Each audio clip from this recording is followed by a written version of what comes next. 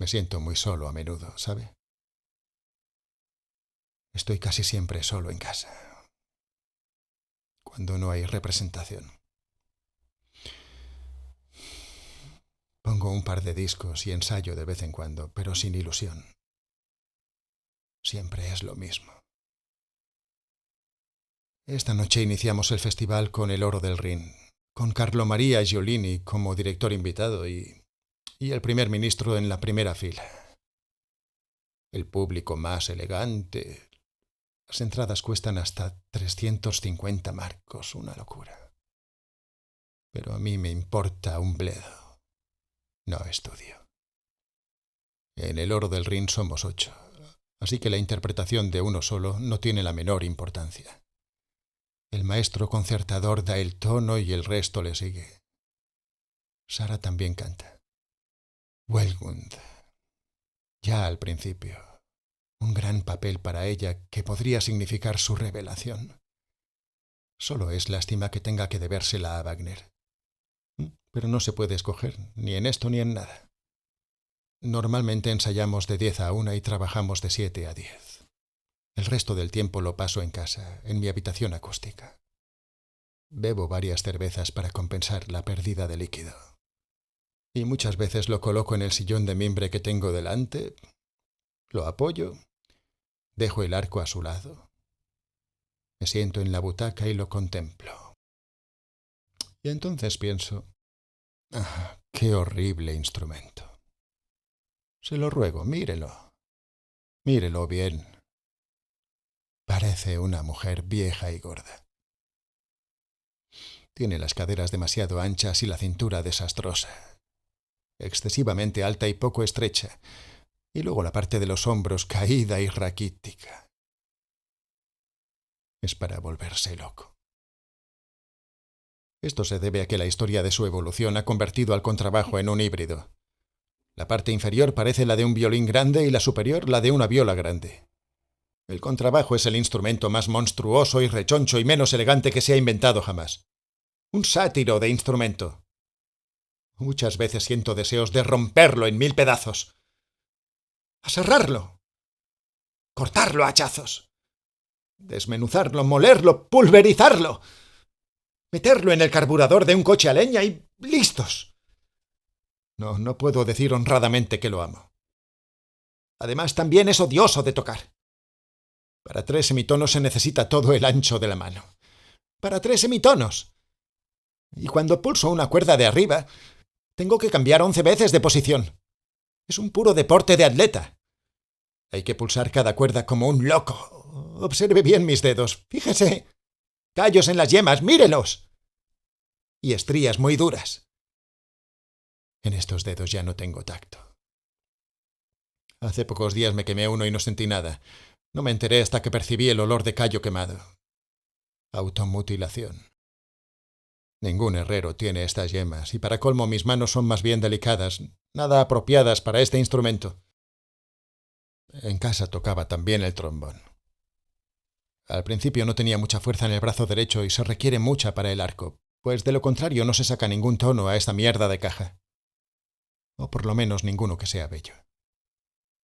Mejor dicho, un tono bello no se le puede sacar nunca porque sencillamente no lo contiene. Esto no son tonos, son...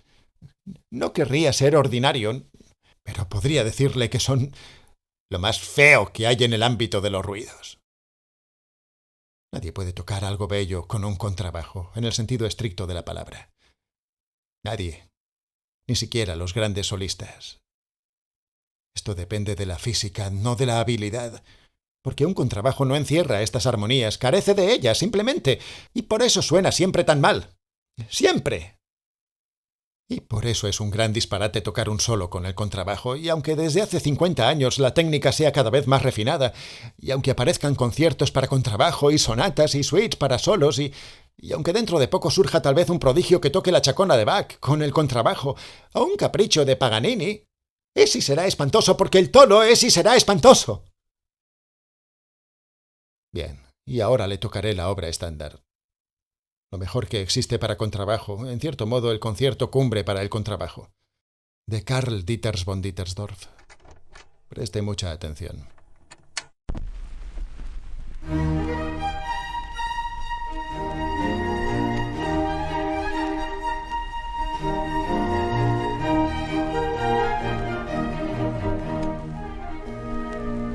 está. Este es el concierto en mi mayor para contrabajo y orquesta de Dittersdorf. En realidad se llama Ditters, Karl Ditters, y vivió de 1739 a 1799. También era guardabosque. Y ahora díganme con franqueza, ¿es hermoso? ¿Quiere escucharlo otra vez? ¿Escuchar cómo suena sin atender a la composición? ¿O a la cadencia? ¿Quiere escuchar de nuevo la cadencia? La cadencia es para morirse de risa. El sonido de toda la obra es para echarse a llorar. Toca el primer solista, pero prefiero no mencionar su nombre porque él no tiene la culpa de nada en realidad. Y Dittersdorf, Dios mío. Antes la gente tenía que escribir así por encargo de los de arriba. Escribió como poseído. Mozart era un gandul a su lado. Más de 100 sinfonías, 30 óperas y un montón de sonatas para piano y otras piezas menores y 35 conciertos para solistas, entre ellos para contrabajo. En total existen en la literatura más de 50 conciertos para contrabajo y orquesta, todos de compositores menos conocidos. ¿O conoce usted a Johann Sperger? ¿O a Domenico Dragonetti? ¿O a Bottesini? ¿O a Simal? ¿O a Kusevitsky? ¿O Hall? ¿O Vandal? ¿O Otto Greyer? ¿O Hofmeister? ¿O Ottmar Klaus? ¿Conoce alguno de ellos? Son los grandes del contrabajo. En el fondo, todos ellos hombres como yo. Contrabajos que, por pura desesperación, se dedicaron a componer, y eso se nota en los conciertos porque un compositor decente no escribe para contrabajo. Tiene demasiado buen gusto para ello. Y cuando escribe para el contrabajo es para burlarse. Hay un pequeño minueto de Mozart, Köchel 344, que es para morirse de risa. O el número 5 de Saint-Saëns, en el baile de las máscaras de los animales. El elefante para contrabajo y piano. Alegreto pomposo que dura 1 minuto y medio, para morirse de risa. O en Salomé de Richard Strauss, el pasaje para contrabajo de 5 partes, donde Salomé mira hacia el interior del aljibe. ¡Qué negro es el fondo! Debe ser espantoso vivir en un agujero tan negro. Es como una tumba. Un pasaje para contrabajo a 5 voces. El efecto es aterrador. Al oyente se le ponen los pelos de punta. Al músico también. ¡Aterrador! Habría que hacer más música de cámara. Quizás sería incluso divertido, pero ¿quién me acepta en un quinteto con mi contrabajo? No compensa. Cuando necesitan a uno lo alquilan. Y lo mismo ocurre con un septeno o un octeno, pero no a mí. En Alemania hay 2 o 3 contrabajos que lo tocan todo. Uno porque tiene su propia agencia de conciertos, el otro porque toca en la Filarmónica de Berlín y el tercero porque tiene una cátedra en Viena. Ante ellos nosotros no somos nada. Tocar un quinteto tan bello como el de Dvorak, o el de Janáček, o el octeto de Beethoven, o quizás incluso el quinteto de las truchas de Schubert. Esto sería lo máximo, ¿sabe? Hablando de la carrera musical. El sueño de un contrabajo, Schubert. Pero esto queda lejos. Muy lejos. Bah. No soy más que uno del montón. Quiero decir que me siento en un tercer atril. En el primer atril está nuestro solista y junto a él el solista adjunto. En el segundo se sientan el concertador y el concertador adjunto, y detrás vienen los del montón. Esto no tiene nada que ver con la calidad, es un orden de colocación. Porque debe usted tener en cuenta que una orquesta es y debe ser una formación estrictamente jerarquizada y, como tal, una imagen de la sociedad humana. No de una sociedad humana determinada, sino de la sociedad en general. Sobre todos nosotros planea el director general de música. A continuación viene el primer violín, detrás de este el segundo primer violín, y después los restantes primeros y segundos violines, violas, chelos, flautas, oboes, clarinetes, fogotes, los instrumentos de metal, y a la cola el contrabajo. Detrás de nosotros solo está el timbal. Bueno, pero esto es en teoría, porque el timbal se sitúa aislado y en un lugar más alto, para el que todos pueden verlo. Además, tiene más volumen. Cuando suena el timbal se oye hasta la última fila y todo el mundo dice «¡Ah, los timbales!». De mí nadie dice «¡Ah, el contrabajo!», porque yo me confundo con la masa. Por esto puede decirse que el timbal está prácticamente por encima del contrabajo. Aunque bien mirado, el timbal, con sus 4 tonos, no es un instrumento. Sin embargo, existen solos de timbal. Por ejemplo, el concierto número 5 para piano de Beethoven, al final de la primera parte.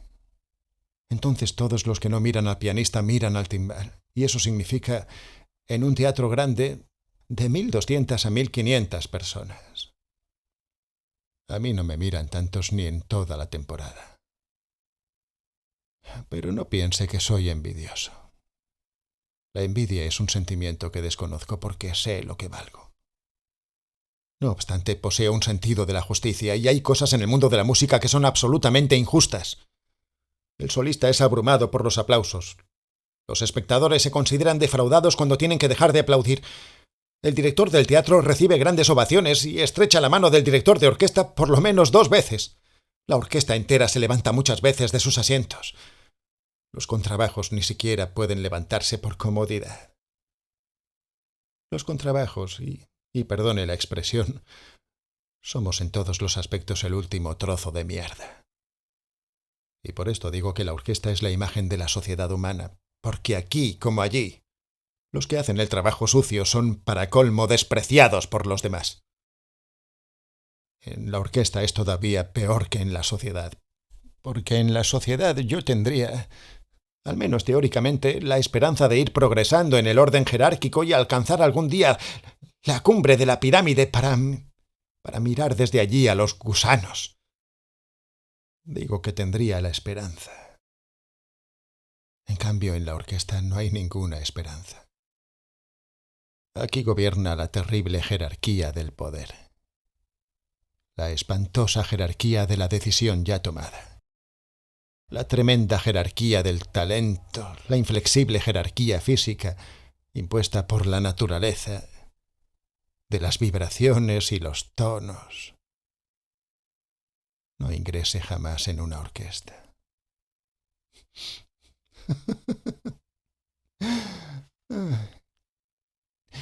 Se han producido cambios, sin duda, pero relativos.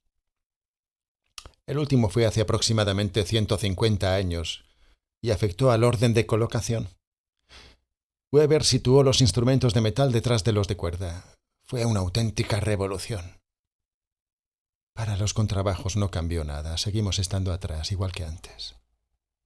Desde que concluyó la época del bajo continuo, alrededor de 1750, nos sentamos atrás. Y así seguimos. Y no me quejo. Soy realista y sé conformarme. Bien sabe Dios que he aprendido a hacerlo.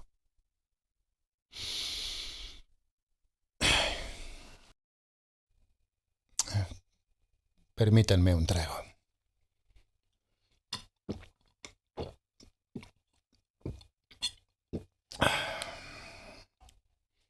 Y estoy de acuerdo. Como músico de orquesta soy un hombre conservador y apoyo los valores como el orden, la disciplina, la jerarquía y el principio de autoridad. Le ruego que no me interprete mal. Nosotros, los alemanes, siempre identificamos la palabra Führer con Adolf Hitler. En realidad Hitler era a lo sumo un wagneriano entusiasta y yo, como ustedes saben, no soy ningún devoto de Wagner. De Wagner como músico, desde el punto de vista del oficio, yo diría imperfecto. Una partitura de Wagner rebosa de imposibilidades y errores. El sujeto no sabía tocar ningún instrumento, salvo el piano, de manera muy mediocre. En esto el músico profesional se advierte en Mendelssohn, para no hablar de Schubert, 1000 veces mejor dotado. Por otra parte, como su nombre indica, Mendelssohn era judío. Sí, en cuanto a Hitler, no entendía nada de música, aparte de Wagner, y nunca deseó ser músico, sino arquitecto, pintor, urbanista, etc. Pese a su total desenfreno, poseía al menos la suficiente autocrítica. Los músicos no fueron muy favorables al nacionalsocialismo, exceptuando a Furtwängler, Richard Strauss y alguno más, ya lo sé. Unos casos problemáticos a los que se colgó una etiqueta, más que nada porque nunca fueron nazis en el sentido positivo, nunca. El nazismo y la música, como sabrá si lee a Furtwängler, no pueden ir juntos. Jamás. Naturalmente que también entonces se compuso música, es evidente. La música no enmudece así como así. Nuestro Karl Boehm, por ejemplo, estaba en aquel tiempo en la flor de la edad, o Karajan, a quien incluso los franceses aplaudieron frenéticamente en el París ocupado. Por otra parte, también los prisioneros en los campos de concentración tenían su propia orquesta, según me han dicho. Igual que más tarde nuestros prisioneros de guerra en los campos de prisioneros. Porque la música es algo humano que está por encima de la política y de la historia contemporánea. Algo que pertenece a la humanidad en general, diría yo, un elemento constitutivo innato del alma y el espíritu humanos. Siempre habrá música en Oriente y en Occidente, en Sudáfrica y en Escandinavia, en Brasil, en el archipiélago Gulag. Porque la música es metafísica, ¿comprende? Metafísica, o sea, detrás o más allá de la mera existencia física, más allá del tiempo, la historia y la política, y pobres y ricos y la vida y la muerte. La música es eterna. Goethe dice, la música está tan alta que ninguna inteligencia puede superarla, y de ella emana el poder que todo lo domina y que nadie es capaz de dar razón. Con esto no puedo por menos que estar de acuerdo. Yo iría aún más lejos que Goethe. Diría que cuantos más años cumplo y cuanto más profundizo en la auténtica esencia de la música, más claro veo que la música es un gran enigma, un misterio, y que cuanto más se sabe de ella, menos capaz se es de decir algo definitivo a su respecto. Goethe, pese a la gran consideración de que todavía goza en la actualidad, bien merecidamente, no tenía dotes musicales en el sentido estricto de la palabra. Era, ante todo, un poeta lírico y, como tal, si se quiere, rítmico y melódico. Pero lo era todo menos músico. De otro modo no tendrían explicación sus frecuentes y grotescos juicios erróneos sobre los músicos. En cambio, entendía mucho de mística. No sé si sabe usted que Goethe era panteísta. Es probable que sí. Y el panteísmo guarda una estrecha relación con la mística. Es seguramente un producto de la ideología presente en el taoísmo y en la mística hindú. Y se prolonga durante toda la Edad Media y el Renacimiento y vuelve a aparecer en el movimiento de la masonería del siglo XVIII. Y ahora resulta que Mozart era masón, como usted ya debe saber. Mozart se unió al movimiento de la masonería siendo aún relativamente joven, como músico, claro, y a mi modo de ver, y él mismo debió de verlo con claridad, este hecho prueba mi tesis de que también para él, Mozart, la música era en definitiva un misterio y no sabía sobre ella más que los intelectuales de su época. Ignoro si esto será demasiado complicado para usted, porque seguramente desconoce los antecedentes, pero yo he estudiado esta materia durante años y puedo decirle una cosa. Desde este punto de vista, Mozart es exageradamente apreciado. Se le sobreestima en exceso como músico.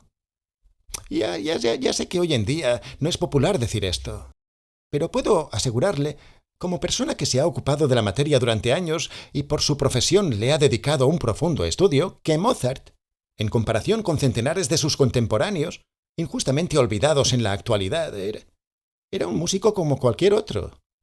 Y precisamente porque fue tan precoz y a los 8 años ya empezó a componer, su inspiración se agotó totalmente en poco tiempo. Y el principal culpable de ello es el padre. En esto estriba el escándalo.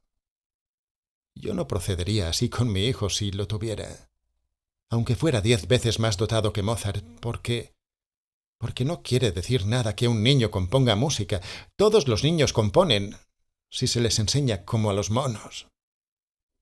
No se trata de ninguna obra de arte, sino de una explotación, de una tortura infantil. Y hoy está prohibido, con razón, porque el niño tiene derecho a la libertad. Esto por un lado. Por el otro diré que cuando Mozart componía no había prácticamente nada. Beethoven, Schubert, Schumann, Weber, Chopin, Wagner, Strauss, Leoncavallo, Brahms, Verdi, Tchaikovsky, Bartók, Stravinsky. No puedo contarlos a todos. El 95% de la música apreciada en la actualidad por todos nosotros, y más aún por mí como profesional, no existía en aquella época. No fue creada hasta después de Mozart. Mozart no tenía la menor idea de su existencia futura. Lo único, ¿verdad? Lo único importante que había entonces era Bach. Y este estaba totalmente olvidado porque era protestante y fuimos nosotros quienes tuvimos que volver a descubrirlo. Y por ese motivo la situación era infinitamente más fácil para Mozart. No tenía precedentes. Podía ir y sentarse con toda tranquilidad a tocar y componer prácticamente lo que se le antojaba. Además, la gente de entonces era mucho más agradecida. En aquella época yo habría sido un virtuoso conocido en todo el mundo. Sin embargo, esto no lo confesó nunca Mozart. A diferencia de Goethe, que era mucho más honrado. Goethe siempre dijo que había tenido suerte porque la literatura de su época era como quien dice una tabla rasa. Ya lo creo que tuvo suerte, una suerte loca, como dice el vulgo. Pero Mozart no lo admitió nunca. Y yo se lo reprocho. Soy libre y lo digo sin ambajes, porque estas cosas me indignan. Y esto es marginal. Puede usted olvidar lo que Mozart escribió para el contrabajo. Olvidarlo sin excluir el último acto de Don Giovanni no existe. Ahí basta de Mozart. Ahora tengo que beber otro sorbo.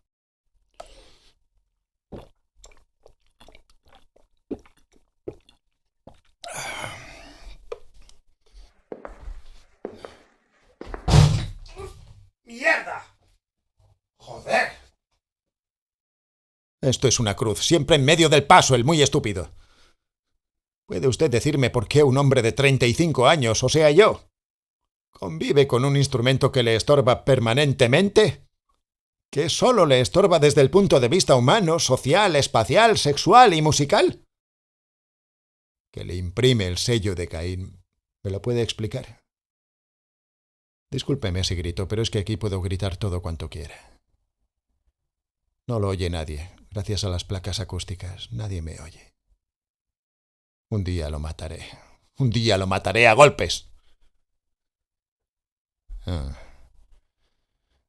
Voy a beber otro trago.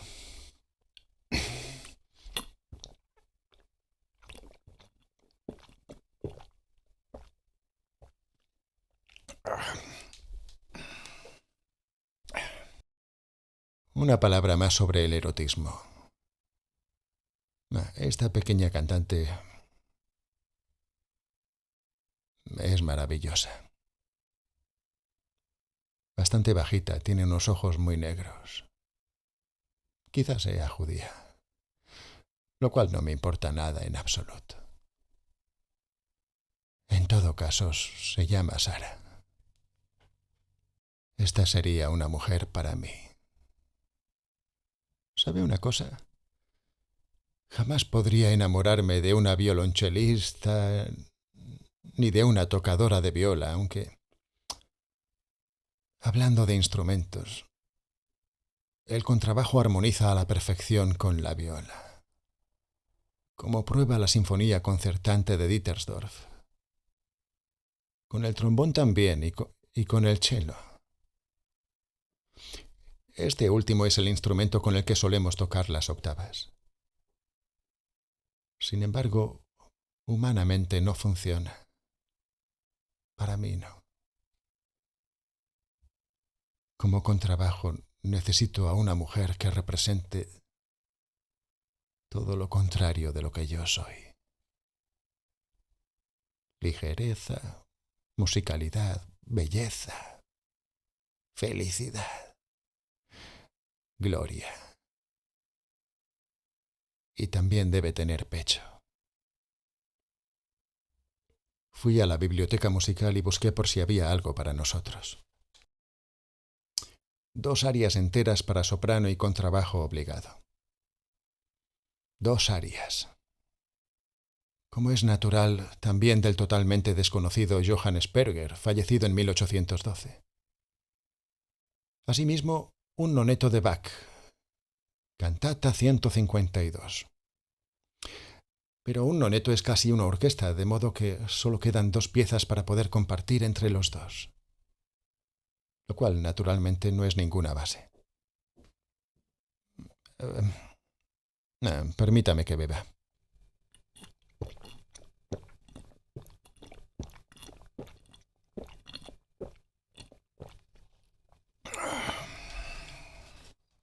¿Qué necesita, pues, una soprano? No nos hagamos ilusiones. Una soprano necesita un acompañante, un pianista correcto, o mejor, un director de orquesta, aunque bastaría con un director de escena. Incluso un director técnico es más importante para ella que un contrabajo. Creo que ha tenido algo que ver con nuestro director técnico, quien, dicho sea de paso, es un simple burócrata, un funcionario sin el menor oído musical, un cabrón gordo, viejo y lascivo. Maricón, para más señas. Quizá no ha tenido nada que ver con él después de todo. Si he de ser franco, no lo sé. De hecho, me importaría un bledo. Aunque por otro lado lo lamentaría, porque no podría ir a la cama con una mujer que se acuesta con nuestro director técnico. No podría perdonárselo nunca. Pero no hemos llegado ni mucho menos a ese punto, y la cuestión es si llegáramos algún día. Porque ella ni me conoce. Dudo que se haya fijado en mí. Musicalmente seguro que no. Si acaso en la cantina. Mi aspecto no es tan malo como mi manera de tocar. Pero ella va muy poco a la cantina. La invitan con frecuencia. Cantantes mayores que ella. Artistas invitados. La invitan a caros restaurantes de pescado. Un día lo averigüé. El lenguado cuesta allí 52 marcos. Lo encuentro repugnante. Encuentro repugnante que una jovencita salga con un tenor de 55 años. Se lo digo con franqueza. Ese hombre cobra 36.000 marcos por 2 noches. ¿Sabe usted cuánto gano yo? 1.800 netos. Cuando grabamos un disco o toco en alguna parte gano algún dinero extra, pero normalmente cobro 1.800 netos. Y esto lo cobra un oficinista cualquiera o un estudiante que trabaja en sus horas libres. ¿Y qué han aprendido ellos? ¡Nada! No han aprendido nada. Yo estudié 4 años en el Conservatorio de Música. Aprendí composición con el profesor Krauchnik y armonía con el profesor Riedler. Ensayo todas las mañanas durante 3 horas y toco 4 horas en las funciones de noche, y cuando estoy libre tengo que estar a disposición por si me necesitan, y no me acuesto antes de las 12, y además aún tendría que ensayar, maldita sea. Si no estuviera tan dotado, que lo aprendo todo a la primera lectura musical, tendría que trabajar duro 14 horas al día. Con todo, podría ir a un restaurante de pescado si quisiera. Y me gastaría 52 marcos con un lenguado si hiciera falta. Y si cree que pestañearía siquiera es que no me conoce. Pero lo encuentro repugnante. Además, estos caballeros están siempre casados. Si ella se me acercara, pero no me conoce, y me dijera, vamos a comer un lenguado, querido, yo contestaría, claro, tesoro mío, ¿por qué no? Vamos a comer un lenguado, cariño. Y si cuesta 80 marcos, a mí me da igual. Porque soy muy caballeroso con la mujer amada. Un caballero de pies a cabeza. Pero no deja de ser repugnante que esta dama salga con otros caballeros. Lo encuentro repugnante. Lo encuentro repugnante. La mujer a quien amo no va con otros caballeros a un restaurante de pescado, noche tras noche. Es cierto que no me conoce, pero... Esa es la única disculpa que tiene. Cuando me conozca, cuando me haya conocido, no es probable, pero cuando nos conozcamos, ya aprenderá. Eso se lo aseguro a usted. Eso se lo pongo hasta por escrito porque no toleraré que mi mujer, solo porque es soprano y un día cantara Dorabella o Aida o Butterfly, mientras yo soy un simple contrabajo, salga y vaya a restaurantes de pescado. ¡No lo toleraré! Perdóneme.